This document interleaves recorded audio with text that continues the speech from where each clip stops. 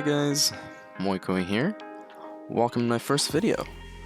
A little bit about myself. I started playing League back in Season 3, and have been playing support almost exclusively since Season 4.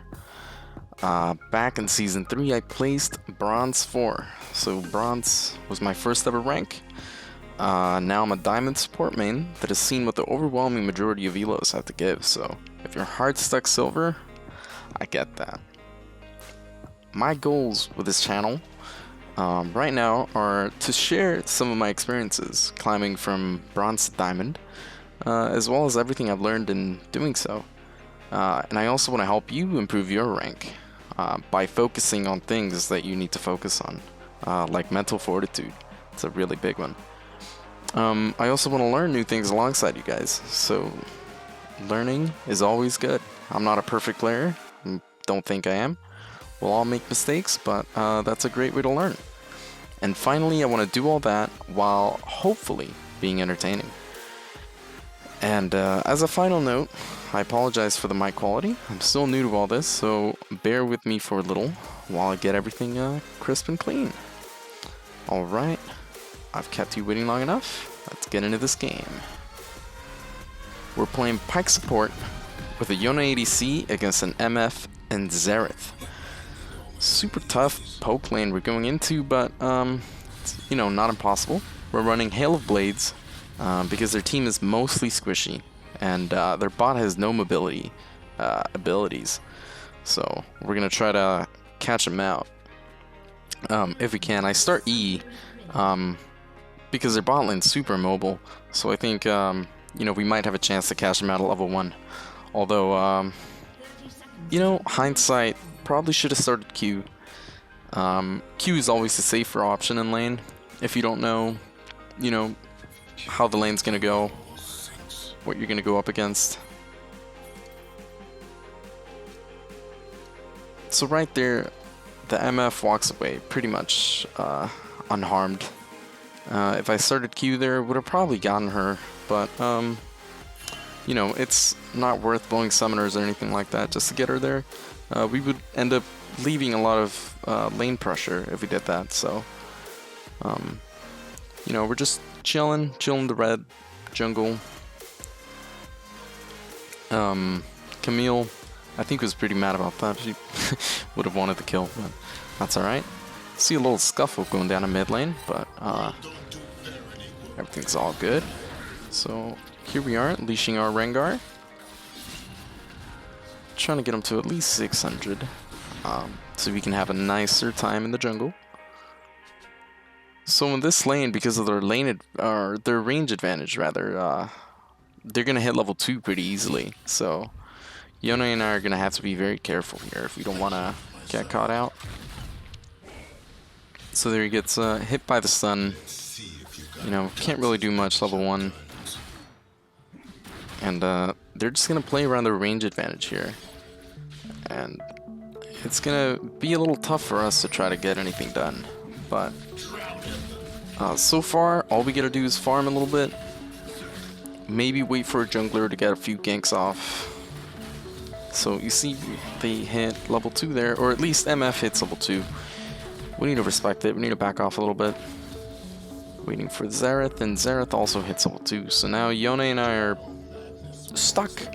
Pretty much stuck waiting for level 2 or level 3, since we really can't do much. The range advantage is gonna really screw us over at this point, but that's alright.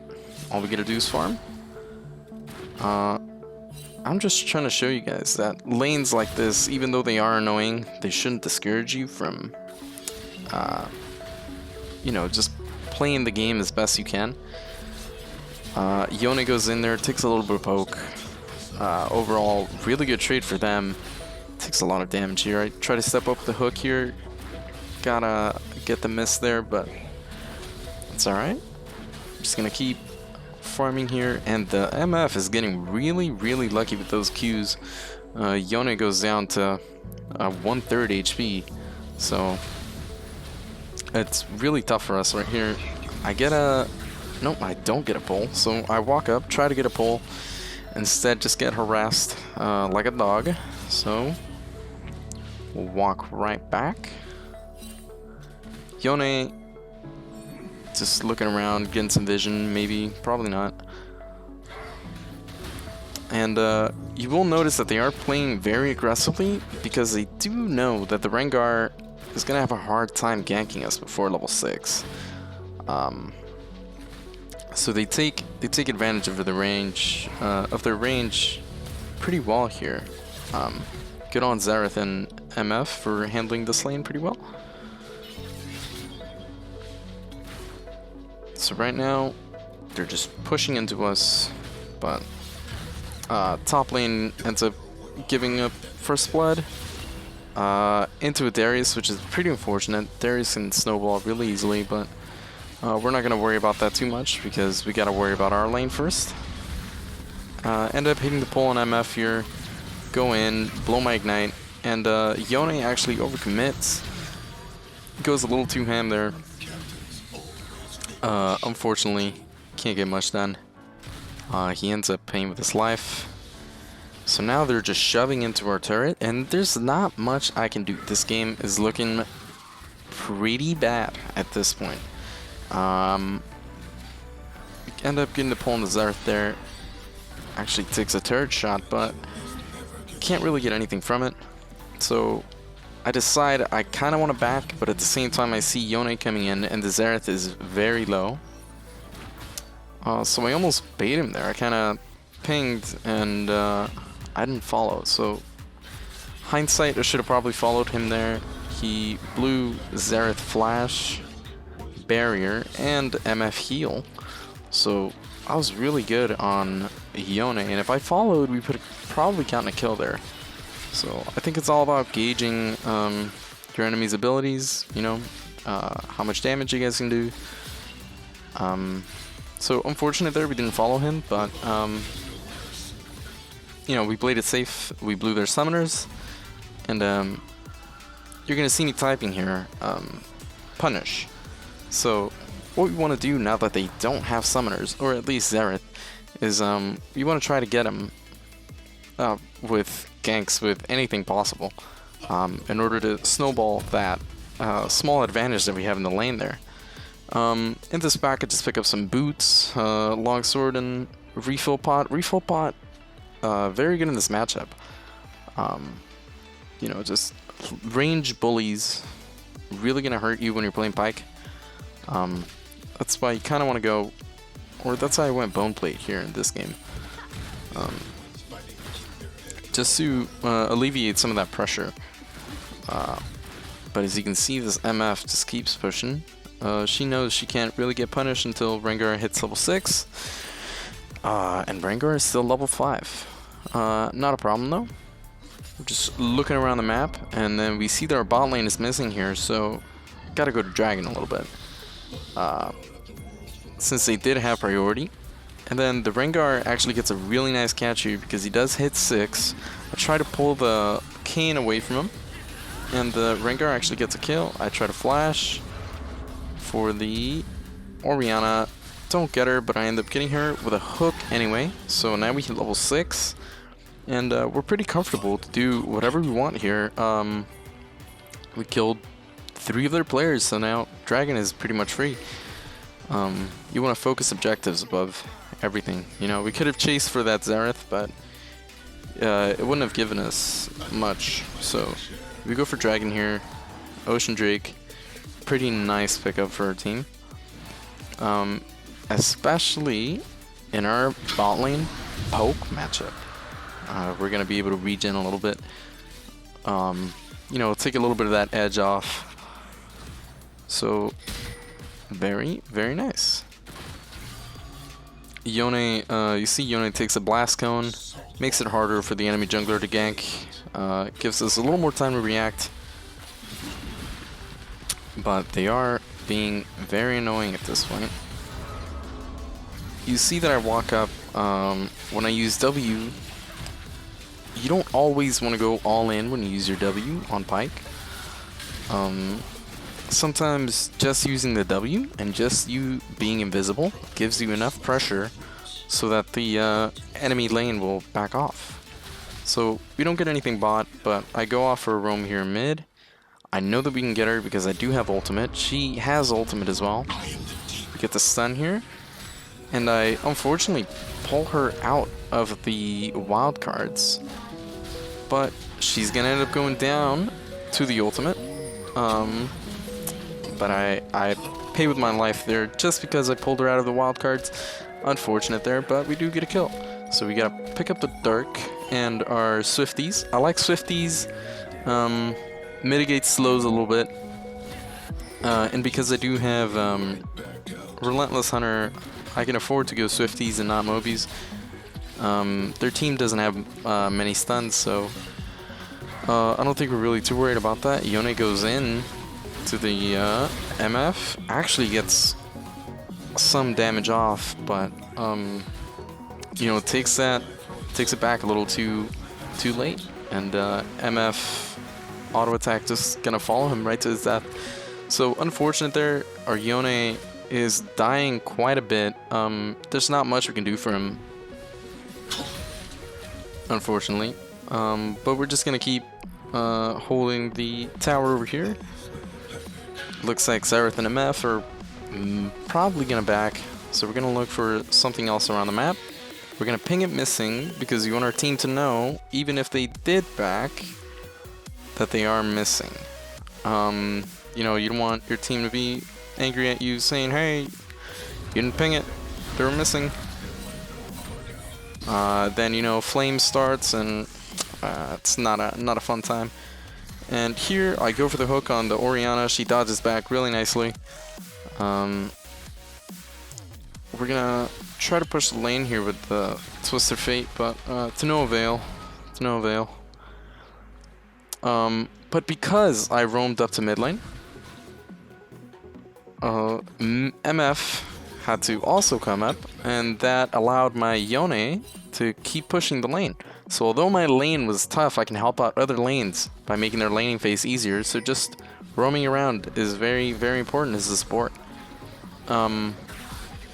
Especially if you're playing a support that is pretty good with roaming. So Pyke is great. But if you're playing someone like Morgana, if you're playing someone like Nami, you can still roam around. Maybe when you're dropping some wards, go for a gank in mid.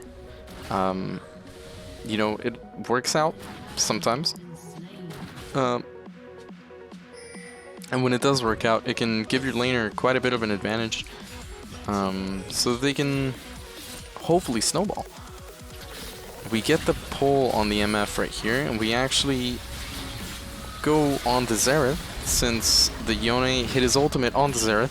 Unfortunately, they do have enough damage to make us back off, but glad that the Yone also backed off. He didn't die. However, as you're gonna see here fairly soon, try to go for a pull on the MF, but the Kayn was hovering around bot side, so he's gonna come in, he's gonna smite us. Pretty BM the kill there. Xerath flashes forward, and boom. Stopwatch. Unfortunate. So, game's looking pretty bleak right now in terms of bot lane. But that doesn't mean we FF, right? Yone, pretty weird pick at the bot lane, sure. But I know that we can make it work. We have a Rengar picking up the revenge kill there on Xerath, so it works out. We don't lose our turret either. We lose some plates. We're down to 1 plate, unfortunately, but TF going ham the paint mid lane doesn't get anything done, but opens up the opportunity for Dragon, because Xerath died right as Dragon spawned.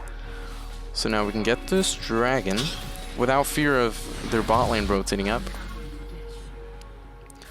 So right here, the Camille's actually getting chased down by the Darius, and I keep pinging help because I know that if we can get that Darius, the Camille is gonna have a lot easier time dealing with things at top lane. So I come in.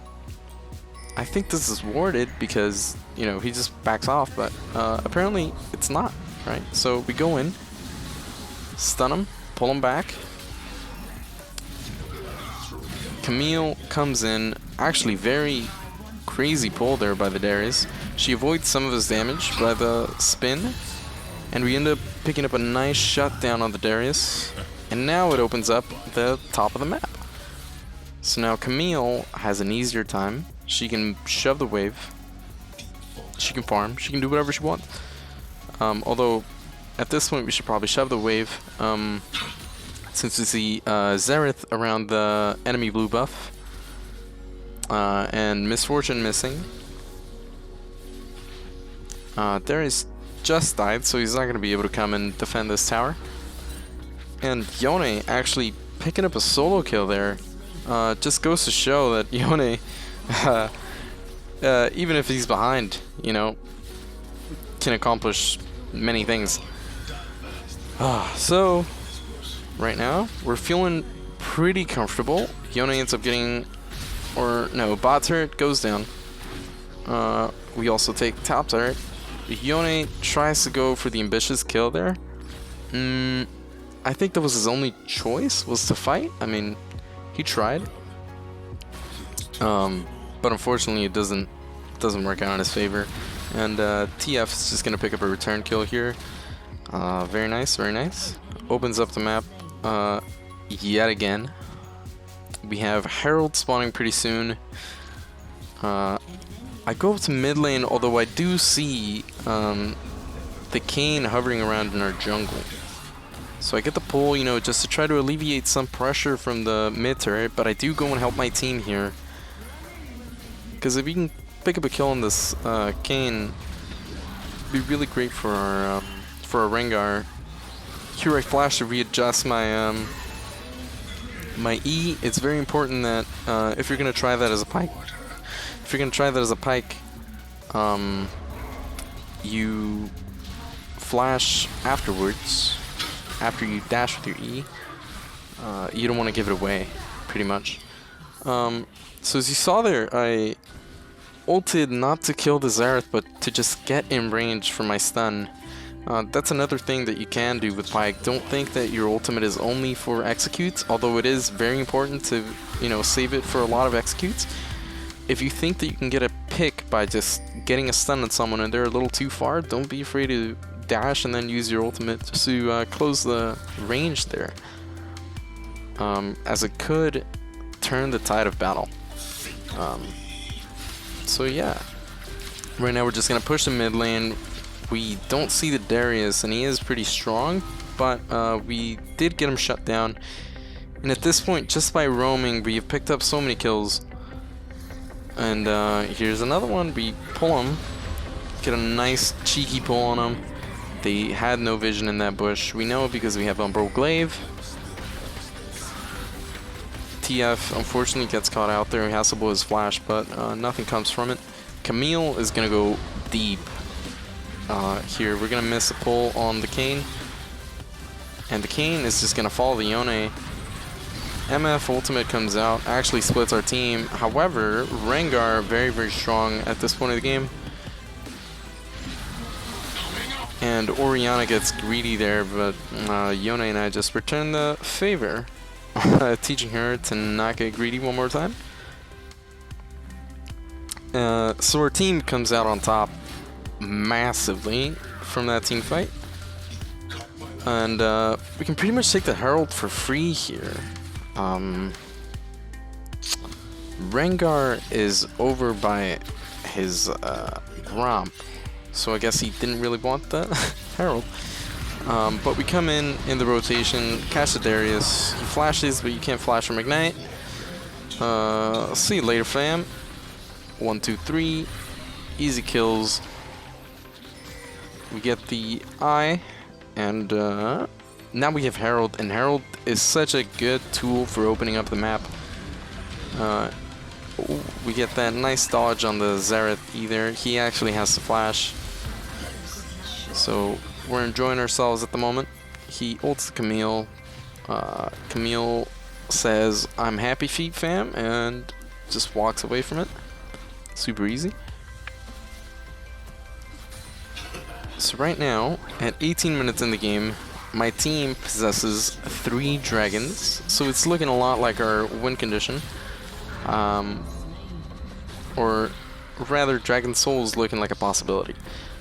Rengar comes in for the return kill. The Camille unfortunately gets killed in the process, but Rengar picking up that kill is actually very good for our team. So I'm thinking I'm gonna recall here. He looks like he's about to get caught, but I know he's probably good. So I recall here, 2,800 gold. We pick up the Dust Blade and the Control Ward. The Control Ward's vision is super important. I look around the map and I see that we only have wards to the top side of the map, which is okay at best, just because Baron is coming up. We just took Dragon, so there really isn't any like incentive to have vision at the bottom of the map, unless of course you're going to be splitting a bot lane. You'd want to have the vision there. So unfortunately our teammate gets caught out again. Camille, you know, she's very strong in a 1v1, but whole team kind of showed up there. So Twisted Fate going in here for the MF. We actually do so much damage that I missed my ultimate completely. So it's okay, you know. However, we do have that 1 minute cooldown on the ultimate, and we end up taking 2 towers before the Herald can even charge. So that's insane value on the Herald right here, and it just shows you the importance of actually contesting Heralds and trying to get Heralds. We get that nice hook, nice kill on the Kayn, and at this point the game is pretty much like wide open. We get that max range hook on the Xerath, easy kill, and one final charge on the Herald. Gets a turret down like 1 HP. Try to hook this guy. It's not gonna work out. I'm gonna have to dash out. You know, we still gotta respect the power that they have. Just because we're fed doesn't mean that they aren't. However, at this point in the game, my entire team is pretty much popping off. The Yone, we've seen that he can get solo kills. Actually, Rengar just hops on that dude super easy. Kill this guy with our ultimate.